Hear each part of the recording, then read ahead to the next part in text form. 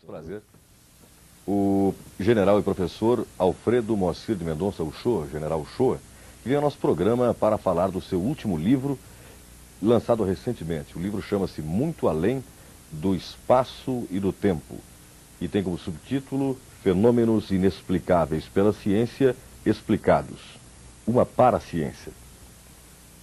Bem, vamos tentar analisar com o general Uchoa os propósitos deste livro, os fenômenos que a ciência não explica e que estão aqui explicados, e se estão explicados, de que forma estão, e a quem se dirige o livro inteiro. Vamos tentar dissertar um pouco sobre o livro, já que nós estamos em pleno transcurso da segunda-feira do livro, que deve ter inaugurado hoje no Centro de Convenções. General, esse livro se destina ao público comum ou aos iniciados, digamos? Seria uma grande pretensão dizer que a pessoa comum não poderá ler esse livro. Mas realmente o livro é mais destinado, evidentemente, a quem estuda, a quem pesquisa, de certa forma podemos dizer mesmo a quem tem formação científica e possa abordar certos problemas palpitantes que estão se apresentando ao mundo desde muito tempo e que estão fugindo completamente a qualquer teoria científica vigente. É isso, o problema é esse. General, o senhor me dizia, ainda que rapidamente, durante o intervalo comercial, que o livro é um livro diferente. E que o que provoca, até por uma experiência que o senhor pôde sentir com um colega nosso, certas indagações, certos problemas até de compreensão. Por que o senhor considera o livro diferente? O livro é diferente exatamente por isso, porque é um livro pretensioso. É um livro que nós não temos nenhuma dúvida em ser pretensiosos e afirmar que vamos explicar, ou tentaremos explicar, naturalmente sob uma angulação mais ampla, não estritamente científica, porém paracientífica. Isso significa uma angulação que, em um futuro talvez próximo, possa a ser científica, explicar os fenômenos em relação aos quais ainda não há uma teoria, vamos dizer assim, usando uma palavra um tanto pesada, ainda não há uma teoria decente, abrangente, racional, completa desses fenômenos. Não há absolutamente. Nós tivemos na Inglaterra, o ano passado, faz um ano agora, num congresso internacional com PhDs de várias áreas, prêmios Nobel, 400 e tantos participantes, e nunca vimos tanta timidez intelectual para considerar o aspecto teórico dos problemas. Só os aspectos técnicos, a demonstração dos fatos. Muito avanço, muita eletrônica, muita física, muita pesquisa em laboratório, porém nada amplo, abrangente, racional, a respeito da explicabilidade dos fatos. Por isso que nós nos apressamos a publicar esse livro, apresentando uma ampla sugestão de explicação desses fatos. Tentando colocar expressões que me são deixadas, eu diria o seguinte: nós vivemos evidentemente num mundo de mutações e num mundo de muita ansiedade, num mundo em que se pretende, se procura explicações para tudo, quer dizer, através dos meios normais, né? As pessoas, por isso que o senhor mesmo fala em paraciência, né? em métodos paracientíficos, né? Porque na realidade a ciência está esbarrando em certas coisas que no futuro não esbarrará mais e provavelmente há de progredir muito na medida em que aceitar como realidade uma série de outras coisas. O senhor pretende diminuir um pouco a ansiedade das pessoas através da sua obra? É evidente, daqueles que se interessem realmente, para aqueles que se interessem realmente, científicos ou não, porque às vezes a pessoa humana não é cientista, porém tem uma intuição das coisas, uma percepção que está vedada ao cientista, porque ele vive em um mundo que se fecha por si próprio em face dos preceitos científicos aceitos, quer dizer, dos preconceitos até, das leis consagradas, que eles acham que não se modificam. E aí a gente pensa que a história da ciência é isso. O que é uma ficção no século seguinte, deixa de ser ficção e já é ciência. Então há pessoas que não são cientistas, mas que têm uma abertura maior para entender e aceitarem certas coisas para as quais o cientista naturalmente se fecha, como uma pessoa religiosa se fecha em suas crenças. Então, existe uma crença científica que parece até que o cientista tem uma religião. A religião é a sua própria ciência. Fora daquilo não há mais nada, fica fechado nisso e a pesquisa vai caminhando a passos muito lentos quando os fenômenos estão aí, gritando, se apresentando há mais de um século. Há mais de um século. General, considerando que o senhor aborda assuntos que raramente são abordados, a não ser, digamos, de boca a boca, né? Pouco escritos, eu pergunto ao senhor, qual a abordagem que o senhor dá a esse livro? É uma abordagem analítica? É uma abordagem didática? É uma abordagem de opinião? Enfim, como o senhor aborda É uma esse assunto? abordagem pretendidamente. Nós fomos, na nossa vida, professor durante dezenas de anos. Então temos uma certa volúpia para a didática. E fomos professor na área, exatamente, em que se desenvolve o racional. Lecionamos mecânica racional. Mecânica racional é a culminância do emprego da razão para abordar problemas de movimento em termos abstratos. Então, quem se dedica a essa área desenvolve uma certa capacidade de procurar arrumar as coisas racionalmente. Ora, a partir disso, nós fomos, desde muito cedo, conduzidos a pesquisas no campo da chamada paranormalidade. E o que é paranormalidade? O que é o paranormal? É aquilo exatamente, o nome está dizendo, que está para além do normal, que é o inabitual, e aparentemente choca. São percepções, por exemplo, independentes dos sentidos. Por exemplo, são ação, por exemplo, sobre o objeto, movimentando o objeto ou levitando-o, sem força nenhuma aparente das conhecidas. Coisas como essa, por exemplo, transportes de objetos densos, pesados, que passam através de obstáculos opacos. Não há ciência nenhuma que explique. Um metal, digamos, está aqui, digamos, uma caneta como esta, assim, em determinadas circunstâncias, subitamente, em 10 segundos, ela entorta de 90 graus, sem deixar nenhuma marca, nem de distensão, nem de compressão do lado oposto. Então são fenômenos que realmente a ciência atual não pode explicar, porque não conhece nenhum tipo de energia que possa, aplicando-se a esses problemas ou a esses acontecimentos, produzi-los.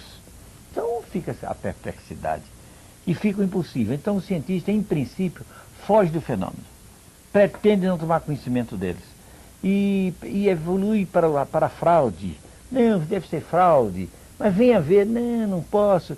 Se vê, na ocasião tivemos conosco um grande professor espanhol, Mirei Lopes, professor de psicologia, etc. Nos assistiu uma sessão muito interessante, que ele ficou estarrecido e não pôde explicar qualquer coisa. Mas, afinal, você, mais professor, afinal de contas, o que é que o senhor acha, o que é que o senhor achou? Nada sei, nada posso explicar. Uma coisa apenas dela, eu estou certo, diz o professor Mirei Lopes. Nós fomos ludibriados. Pronto. Nós fomos ludibriados, foi para casa dormir tranquilo, amanheceu no outro dia, etc. E tocou a vida dele para frente. Mas nós soubemos que, posteriormente, alguns anos depois, ele passou a se interessar seriamente pelos fenômenos. Mas ele disse, fomos ludibriados. Ele vendo que não era possível ludíbrio, a coisa era nítida demais. Mas ele disse, não sei como, mas fomos ludibriados. Porque o preconceito científico fecha o homem, o espírito humano, como uma crença religiosa fecha a criatura nos seus dogmas. O senhor acabou de usar uma palavra, inclusive, que me faltou antes. Preconceito científico, essa expressão, eu acho que coloca muito bem as coisas que estão freando a evolução da nossa ciência, realmente. É isso mesmo. A nossa ciência está avançadíssima. Nós temos razão para ter um certo orgulho humano do avanço científico, particularmente nesses últimos anos, ou nessas últimas dezenas de anos, viu, deste século. Muito bem. Mas em face desses fenômenos que nós abordamos aí, nós verificamos que nós estamos apenas num pálido começo do nosso conhecimento do cosmos e do universo. É isso que nós mostramos aí.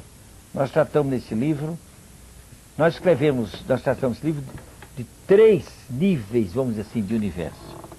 Entendeu? O primeiro, que é esse que nós vivemos, espaço temporal. O segundo, que tem o hiperespaço, que nós chamamos de hipertempo.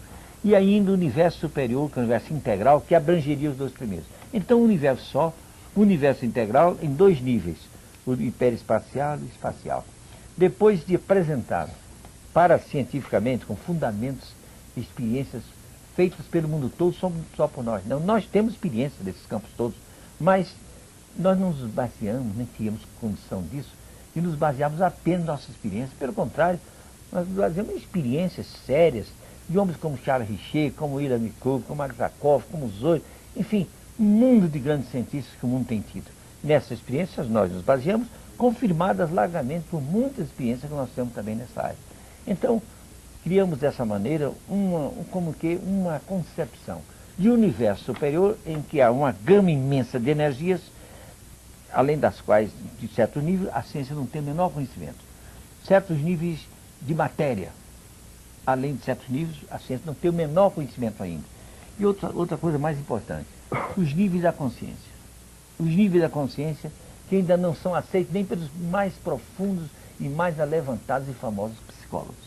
Então, nós tratamos das coisas de uma maneira muito ampla, como que pretendendo apresentar uma certa vanguarda para essas coisas, sem falsas modéstias.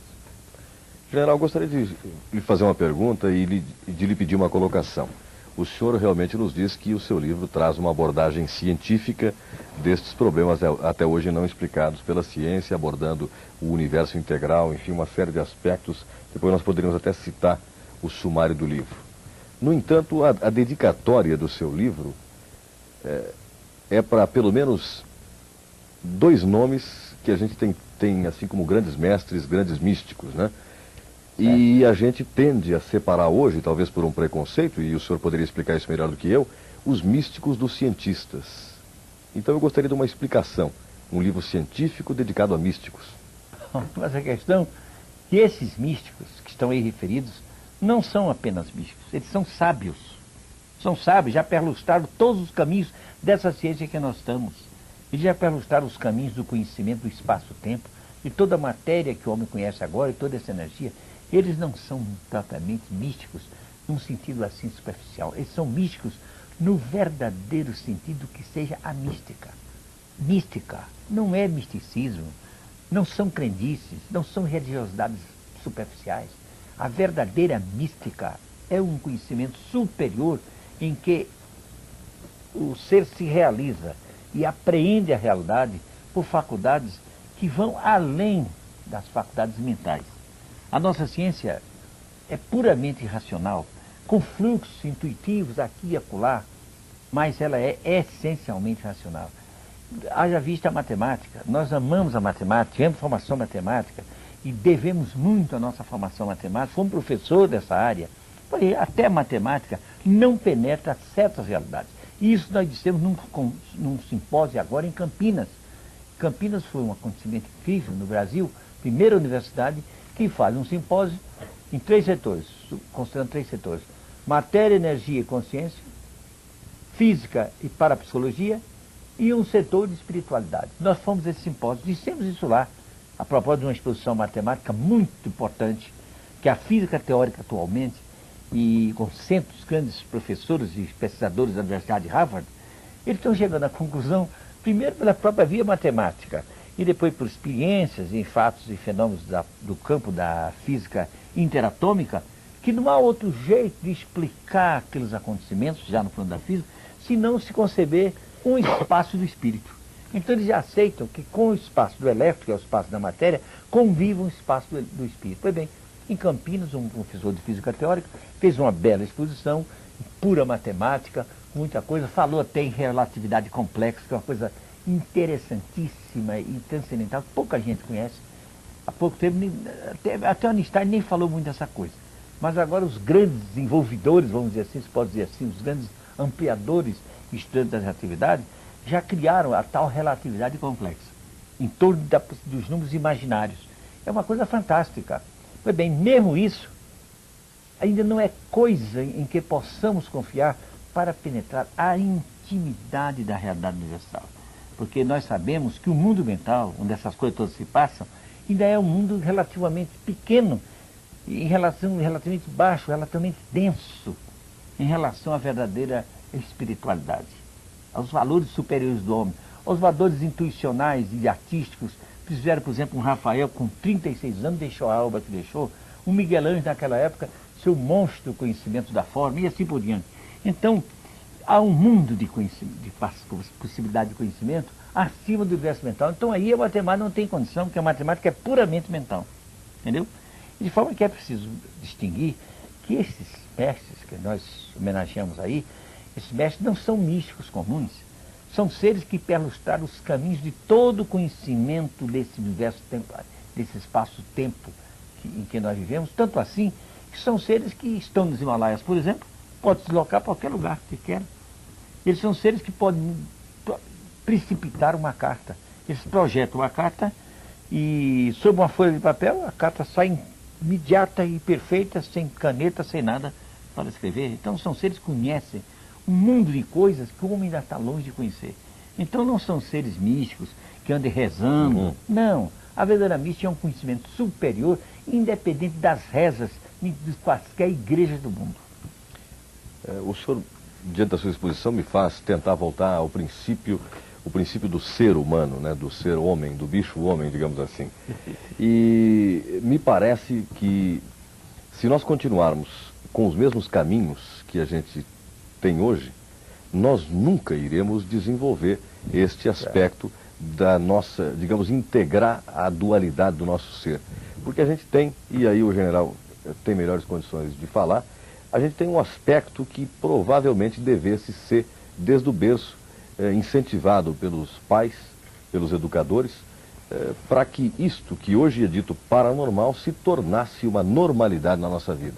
Ou seja, nós fazemos questão e insistimos nisso, em ignorar toda a nossa potencialidade, eu não sei que termos, a psíquica, digamos, ou parapsicológica, ou enfim, o nome que você quiser dar. Mas me parece que isso é alguma coisa inerente ao ser humano e que a gente simplesmente desaprendeu de usar por aí pelo caminho e está se negando a voltar a usar.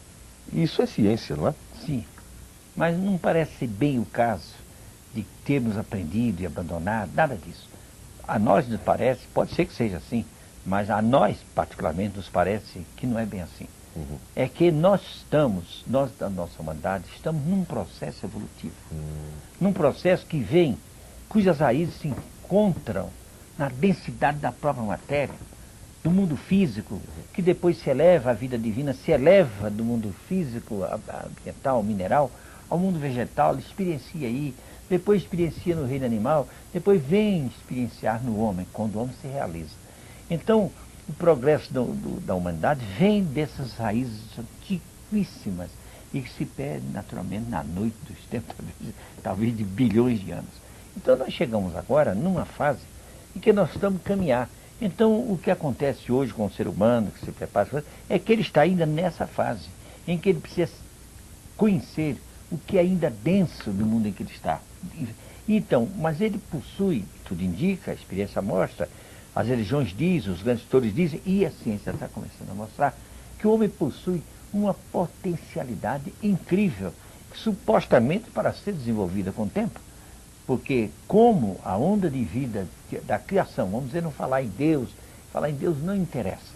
O poder criador, etc., que trouxe a vida do sapo, do percevejo, da barata, vamos dizer assim, da cobra, do elefante, etc., trouxe a humanidade primária, o homem primitivo das cavernas, e trouxe depois o homem ao estágio atual, trouxe o homem à altura, digamos, de uma Santa Teresa d'Ávila, de um Pitágoras, de um Jesus, enfim, essa onda de vida está continuando a crescer e naturalmente conduzirá o homem através do infinito que ele tem a realizar.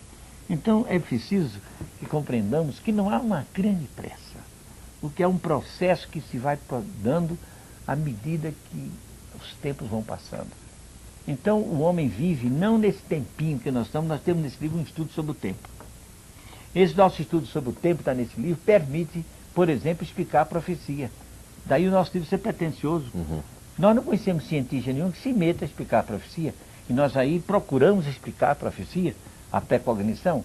Então, são faculdades essas, que são essas paranormais, que não convém que os educadores agora comecem a querer desenvolver demais nas crianças, não. Será prematuro. As coisas estão começando a se revelar para ir estimulando novas perspectivas educacionais para o futuro natural que há de se abrir. Naturalmente, quem sabe, nesse tal futuro milênio que se fala. Então é preciso ter paciência, compreensão e não esquecer que esses fenômenos todos demonstram uma capacidade latente no ser para evoluir, para crescer, e um dia há de fazer isso, que parece, tudo indica que esse é o seu destino. Eu abordei esse aspecto, o senhor, general, porque às vezes aborrece um pouco a gente ver, por exemplo, o senhor que foi educador pode ter sentido esse mesmo problema, é que diversas gerações vêm experimentando o mesmo sistema educacional, com pequenas variações, com sempre o mesmo currículo, a mesma forma, e às vezes me impressiona certas discussões, por exemplo, sobre o aproveitamento ou não de certos aspectos do progresso científico na educação de hoje. Porque o tempo de vida médio do homem não nos dá condição de nós repisarmos os passos de gerações anteriores. Então nós deveríamos partir, penso eu assim, do ponto em que as gerações anteriores pararam e tentar aprofundar esse estudo para frente. E isso, da maneira como a educação é conduzida hoje, parece impossível. Mas há o seguinte, mas isso se explica em face de uma lei cósmica que é presente em toda a estrutura do universo, desde a densidade da matéria, do físico, das energias físicas, até os campos superiores do espírito. Essa lei cósmica universal chama-se a lei da persistência, que nós desenvolvemos no nosso livro, a lei da persistência. Então o homem tende a permanecer no que está, sempre reagindo às modificações, por essa lei cósmica que abrange todo o universo. A lei diz o seguinte: todo estado estático, quer dizer, de equilíbrio, ou dinâmico, movimento, tende a persistir resistindo às perturbações exteriores.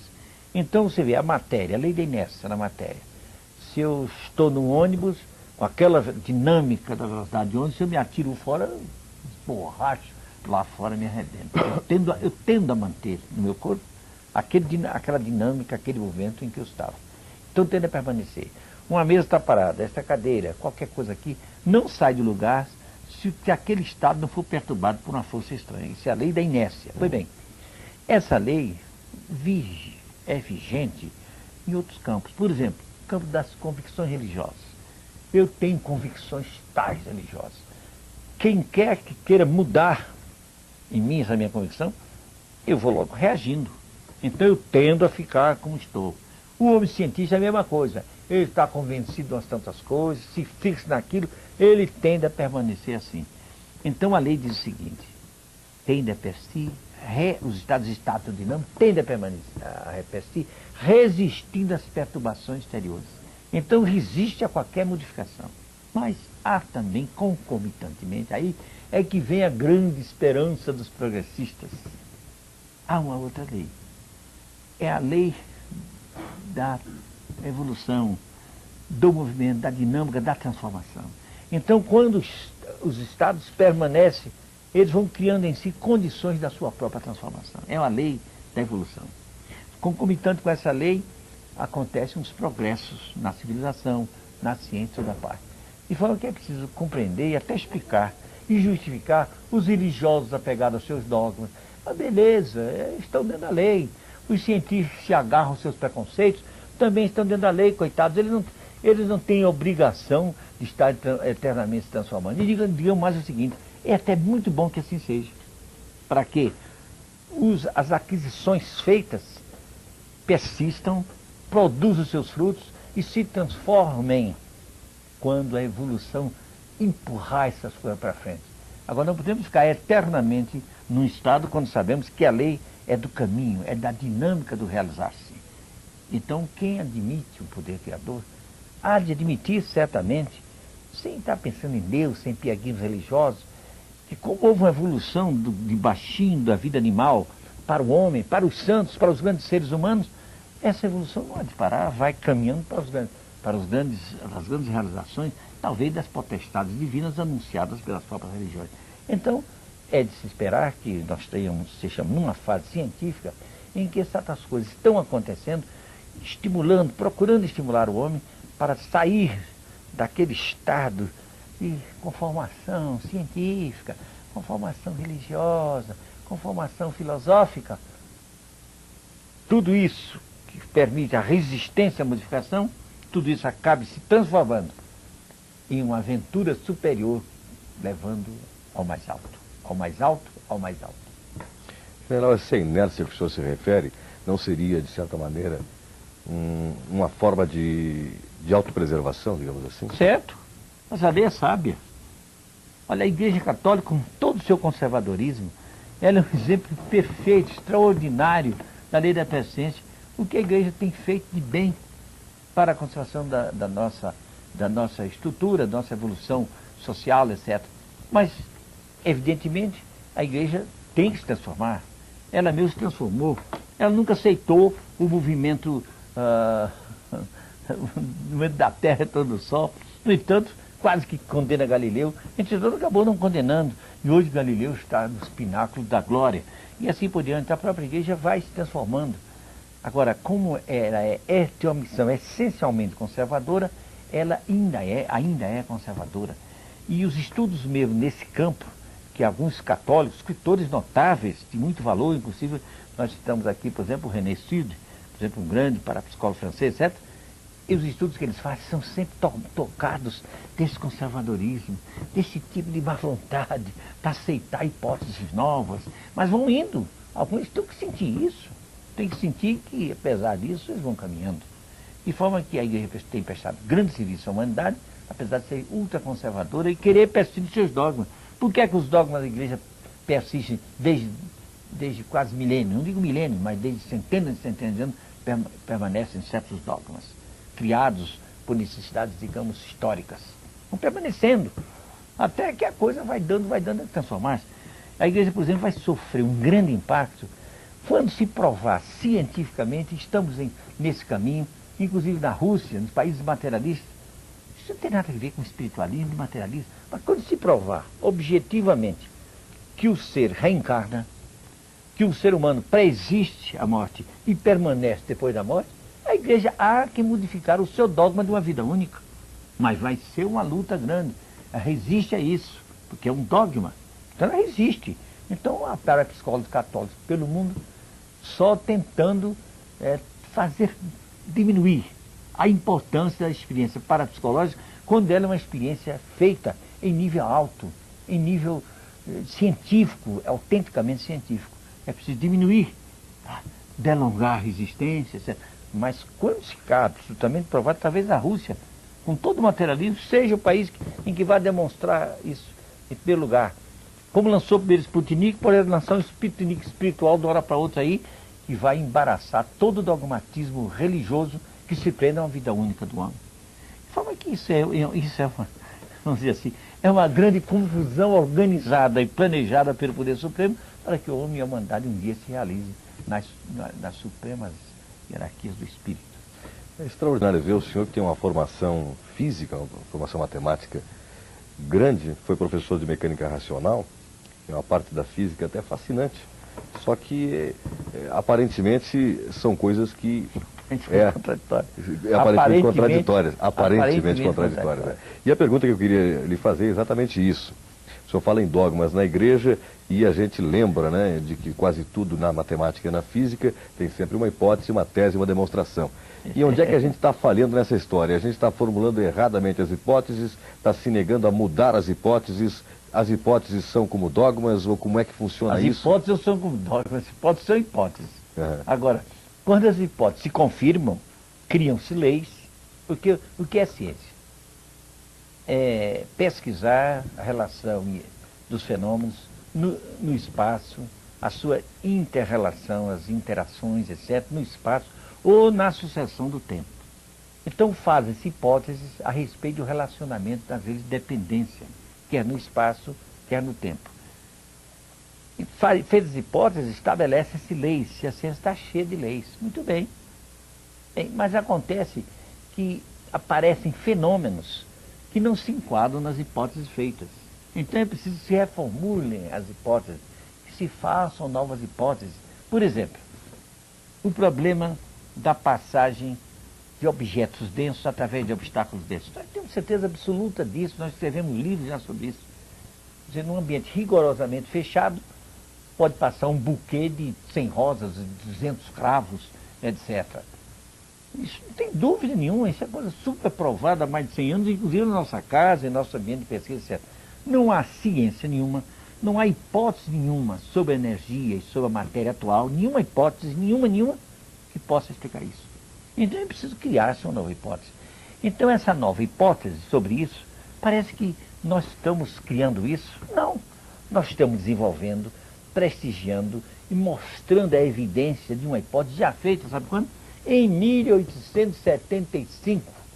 Naquela época, um grande físico alemão, Friedrich Schroeder, eu falo nesse livro, ele fez observações científicas com outros cientistas e foi obrigado a admitir que esse espaço nosso não resolveria o problema da realidade, porque não havia condição de qualquer hipótese sobre qualquer energia conhecida desse espaço, nem porventura a conhecer, que explicassem as coisas que ele verificou. Então ele criou, naquela época já, a hipótese do hiperespaço. Então é uma hipótese mais avançada. Então o que é o hiperespaço? É um ambiente, vamos dizer assim, é um ambiente espacial de um outro nível, mais sutil. O Einstein, quando fala de espaço, ele diz que o espaço é sólido. Então o espaço, eu já lemos há pouco tempo de um livro russo, de uma pesquisa russa, em que já estão isolando elementos de espaço. E que matéria é essa que constitui espaço? Então estamos vendo que a ciência está caminhando, talvez não, quase que certamente, viu, a reconhecer o éter. Então talvez seja da natureza etérica. O Einstein chegou a dizer até que essa matéria do espaço é elástica, se deforma pela presença da massa. Então, em face do Sol, por exemplo, a massa do Sol, a massa da Terra, a massa de um astro qualquer, essa matéria do espaço se deforma e depois, no problema da restituição da forma, cria essa energia gravitacional, raiz de toda a energia manifestada. É a hipótese relativista. Pois bem, tomamos isso e levemos um pouco à frente, sutilizemos um pouco essa hipótese para um outro espaço, para um outro éter, nós teremos o hiperespaço. Então aí o Zollner, Friedrich Zollner, procurou encontrar a explicação para o fenômeno desde há mais de 100 anos. Publicou um livro em 1875. Temos esse livro, hoje está publicado aqui com o nome Provas da Sobrevivência, está indicado na nossa biografia. Então veja bem, essa hipótese que nós fazemos do hiperespaço já é uma hipótese daquela época. Por exemplo, fenômeno ufológico. Não é possível compreender que se venha de uma estrela até aqui, quando a estrela mais próxima, a luz gasta 3 anos e tanto. Estrelas mais depois dessa, as outras estrelas mais próximas, são 11 anos e tanto que a luz chega. Então o cidadão chega aqui e diz, olha, eu venho em minutos, em segundos.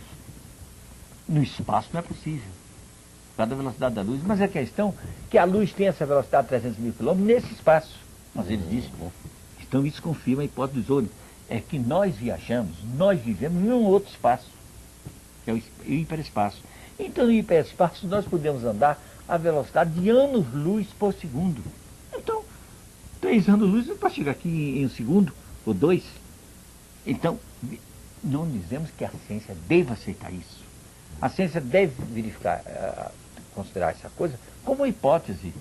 É uma hipótese que lhe apresenta um tipo, um modelo de universo, dentro do qual ele pode arrumar os fenômenos, pelo menos provisoriamente, que a ciência nunca deve ter o preconceito de achar que não pode se modificar. A sua história é a história das transformações sucessivas, adequação aos novos fenômenos, à nova época. Então, ao menos aceitar essas coisas, mas não, o cientista corre como o diabo da cruz, os religiosos também correm como o diabo da cruz, quando se fala em um ser vindo de uma estrela até aqui. A nossa convivência está no nosso livro, Mergulho no Hiperespaço, são seres que supostamente, vejamos, vamos falar cientificamente, supostamente vêm de 800 anos-luz. Eles disseram, nós viemos de 800 anos-luz. Nós gastamos 1 minuto e pouco, que andamos a anos-luz por segundo. Isso ele está a receber vocês não podem aceitar isso. O próprio intermediário acha que nós, rigorosamente, nossos cientistas, não podem aceitar isso. Mas, meu Deus, ao menos aceite como uma hipótese, trate de pesquisar e arranjar outras hipóteses. E não negar aquele problema. Não acredito nas bruxas, mas que as bruxas existem.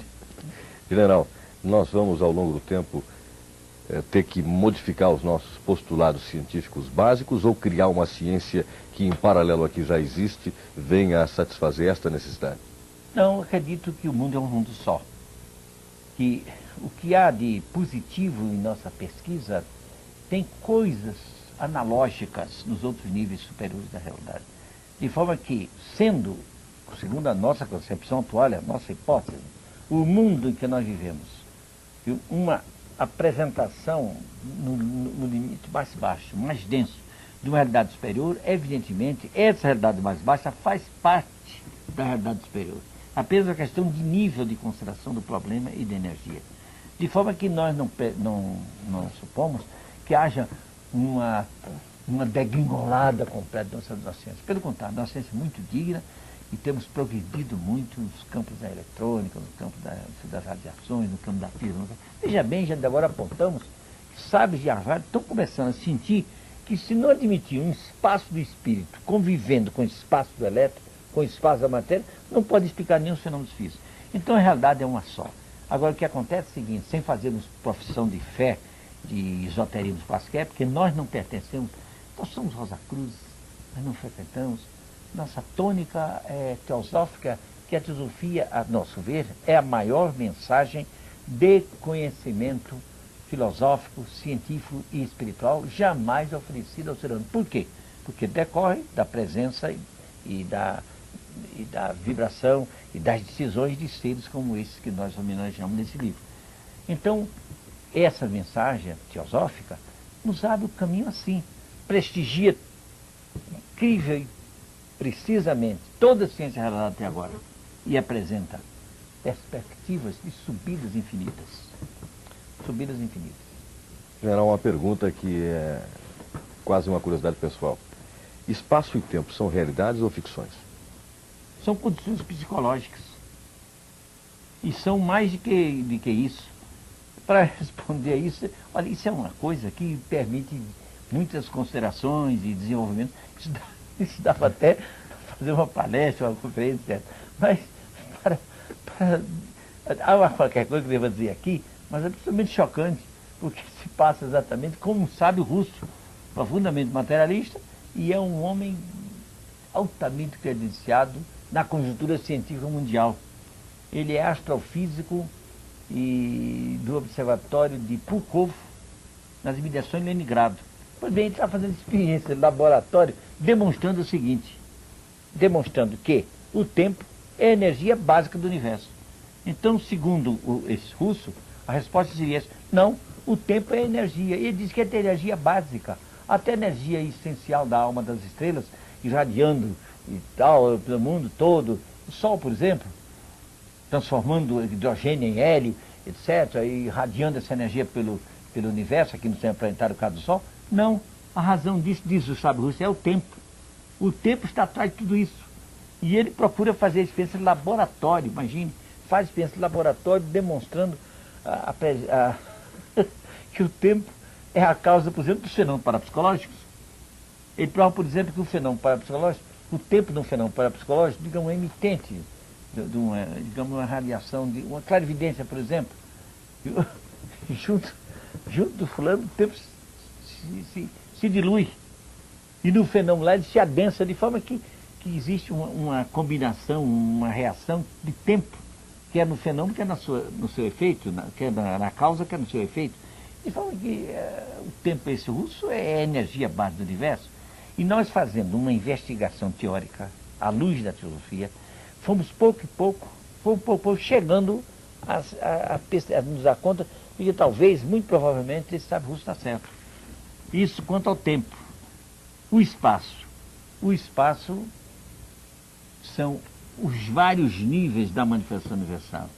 Nós estamos no espaço, no nível mais denso da nossa percepção, depois aparece uma percepção novo espaço, que é o hiperespaço, e assim por diante, de forma que o espaço decorre de uma apreensão psicológica da ambiência que nós estamos e de uma conceituação desse ambiente.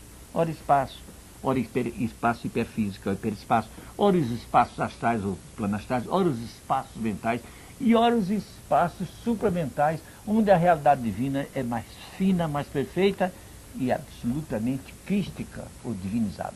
General, o senhor me dá licença? Pois não, vontade. O nosso bate-papo, eu acho que está assim tão interessante que eu vou lhe pedir para ficar um pouco mais com a gente. Só que eu gostaria de fazer um intervalo comercial. Enquanto isso, a gente descansa um pouco. Nós voltamos daqui a pouquinho ainda a falar do seu último livro, Muito Além do Espaço e do Tempo, lançado pela editora Tesauros, e que já está à venda, e a gente está falando do livro a propósito da realização da segunda-feira do livro aqui no Centro de Convenções, que foi inaugurada hoje. Mas a gente não pode ficar conversando sobre um livro com a presença do General Uchoa. A gente começa a dissertar, começa a fazer perguntas e isso aqui se torna assim um excelente terreno para a gente divagar em torno de diversas coisas. Então pretendo agora voltar ao livro, que é uma coisa que nos interessa muito de perto. Aliás, como de resto tudo que foi aqui conversado nos interessa muito de perto. E o sumário do livro chega até a assustar. A gente não...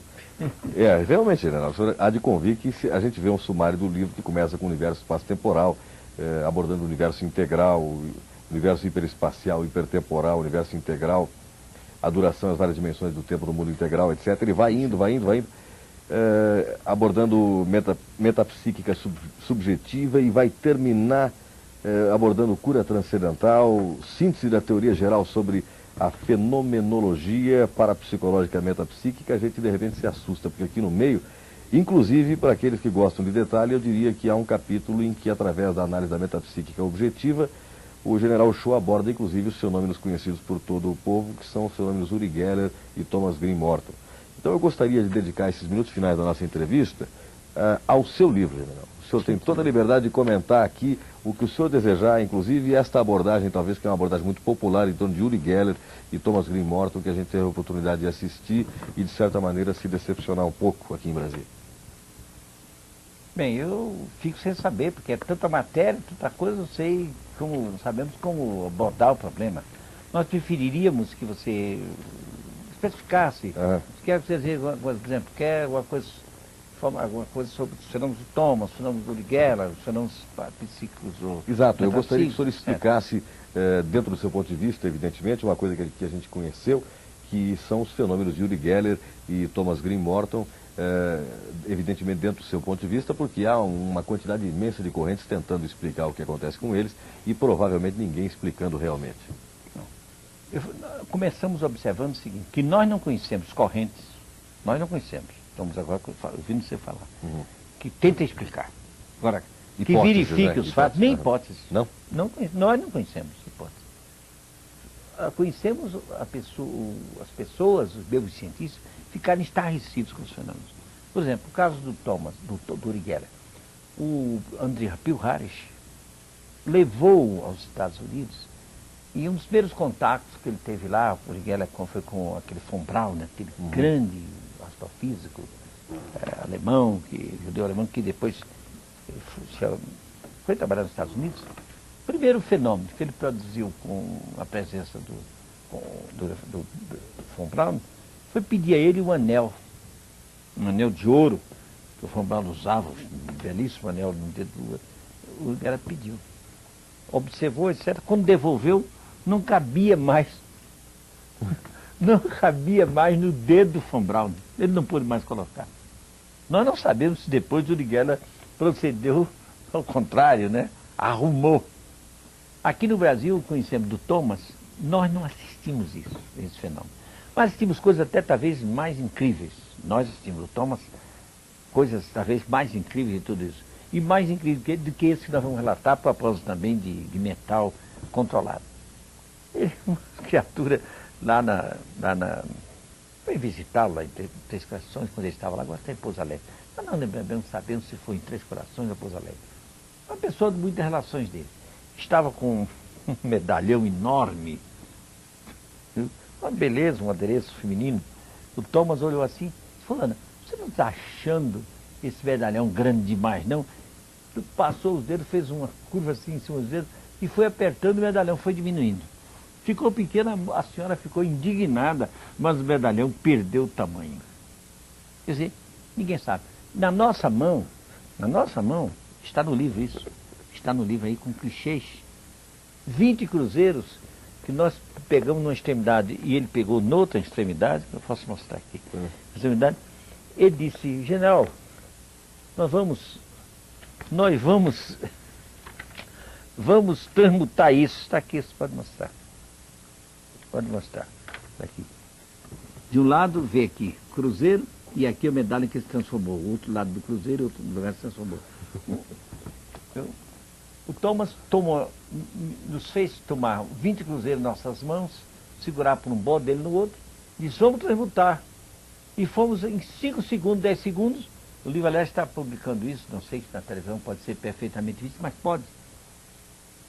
Do lado direito, que nós estamos vendo aqui, é um lado, uma face do cruzeiro, nosso, 20 cruzeiros. E o outro lado é de uma moeda de ouro, um sol de ouro peruano. E aquilo, agora, o outro clichê, segue outro. O outro lado, vira aí o outro lado. Aqui desse lado. Né? Do outro lado. No outro lado, mostra também o reverso disso, ó, tá vendo? Um lado, o cruzeiro menor, e o outro lado, a outra face da moeda peruana. Então, em nossas mãos, em 5 segundos, sem perdermos contato, 1 segundo de contato, uma moeda de 20 cruzeiros se transformou num sol de ouro peruano. Então, isso é uma coisa que não tem sentido nenhum para qualquer cientista aceitar ou procurar explicar. Isso na presença de 2 médicos, 2 jornalistas e pessoas lá da casa. Então, e coisas mais incríveis ainda que isso, não tem, acho que aí tem também. Temos aí do Thomas, por exemplo, essa nota nós temos aí, por exemplo, nós temos por aí, por exemplo, uma rosa feita de colher de sopa. Uma rosa feita de colher de sopa. Né? Eu acho que essa aqui, não é? Não? Olha aqui, mostra aí. Essa aqui, eu acho uma rosa feita de colher de sopa. 3 colheres tomadas de cima da mesa no nosso faqueiro, levantadas, quando no espaço elas se enrolaram sozinhas e virou isso que a televisão está mostrando. Uma coisa extraordinária que não há oficina nem técnica do mundo que faça, principalmente em 5 ou 10 segundos, na vista de toda a gente durante o dia. Então são coisas absolutamente inexplicáveis. Agora, alguém pode pensar, mas o senhor que escreveu esse livro, esse general, pretende explicar isso? Nós dizemos, pretendemos e explicamos. Mas nós não podemos explicar isso no espaço-tempo em que nós estamos. Nós temos que explicar isso admitindo realidades para além do espaço-tempo, porque tanto o livro é assim. O livro diz, muito além do espaço-tempo. Porque muito além do espaço-tempo existem seres de um poder super-humano que a pretensão humana não quer aceitá-los. Que as religiões também não querem aceitar, porque acham que Adão e Eva é a obra-prima do Criador, e nós somos a obra-prima também, da hoje uma obra-prima de segunda, que está criando, se acabando a si mesmo. É essa maravilha do homem, que está se acabando a si mesmo, é a obra-prima do Criador. Isso é até uma ofensa ao poder criador. É uma ofensa essa posição, dizer que o homem é o máximo da criação. Mas é o ponto de vista também do cientista, que não concebe nada acima das possibilidades do cérebro humano.